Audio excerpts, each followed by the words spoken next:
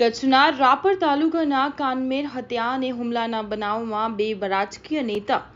અને એક ઉદ્યોગપતિ સહિતના 4 વ્યક્તિઓની સંડોવણી બહાર આવી છે,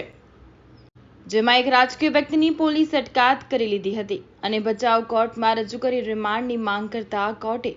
6 દિવસના રિમાન્ડ મંજૂર કર્યા છે. કાનમેર નજીક મીઠાના અગરોના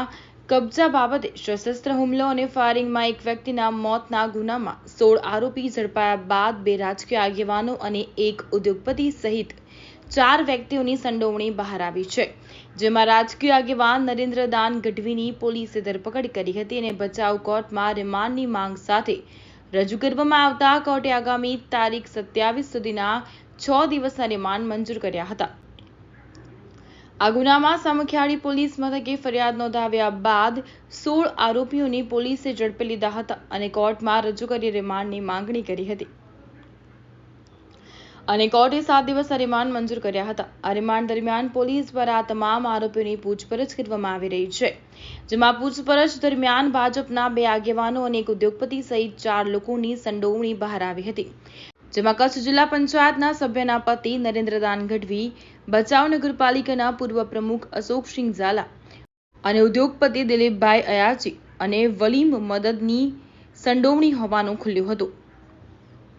પોલીસે આ ગુનામાં નરેન્દ્રદાન ગઢવીની ધરપકડ કરી લેવામાં આવી છે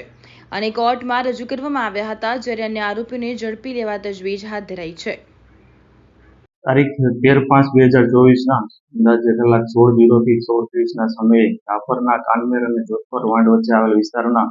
ઉત્તર અભયારણ્યમાં ગેરકાયદેસર જગ્યાના કબજા બાબતે ફરિયાદી મંગત સુજા ગોહિલની ફરિયાદના આધારે ઇપિકો કલમ 307 તેમજ ત્યારબાદ દિનેશ ખીમજી કોહલીનું સારવાર દરમિયાન મરણ થતા ઇપિકો કલમ 302 એટ્રોસિટી એક્ટની કલમો, આર્મ્સ એક્ટની કલમો મુજબ કુલ ગુનો નોંધવામાં આવેલ છે. આ બનાવની ગંભીરતા જોતા માનનીય બોર્ડર રેન્જ આઈજીપી સર તથા પોલીસ અધિક્ષક સરની સૂચના મુજબ જિલ્લા પોલીસની કુલ અલગ 12 ટીમો બનાવી અંદાજે કુલ અત્યારે 16 જેટલા આરોપીઓની અટક કરવામાં આવેલ છે. ત્યારબાદ આ 16 જેટલા આરોપીની નામદાર કોર્ટ દ્વારા 24/5/2024 15:00 સુધી 7 દિવસના રિમાન્ડ મળેલ છે. બનાવની ગંભીરતા જોતા બનાવના વિવિધ એંગલ તેમજ આ ઊંડાણપૂર્વક તપાસ કરતા આરોપીઓના નિવેદનો તેમજ બીજા સંયોગિક પુરાવાના આધારે અન્ય 4 જેટલા આરોપીઓના નામ ખુલવા પામેલ છે, જેમાં અશોકસિંહ ઝાલા, દિલીપ અયાચી, વલી મોહમ્મદ સુલેમાન તેમજ નરેન્દ્ર ગઢવી. તેમજ આ જે નરેન્દ્ર ગઢવી છે તેમની 21 મેના રોજ અટક કરવામાં આવેલ છે. આ બનાવની વિવિધ એંગલથી તપાસ ચાલી રહી છે, તેમજ હવે હાલ અશોકસિંહ ઝાલા, દિલીપ અયાચી, વલી મોહમ્મદ તેમજ કાજો રબારી આ આટલા આરોપીઓની પકડવાની તજવીજ ચાલુમાં છે. એની હાલ તપાસ ચાલી રહી છે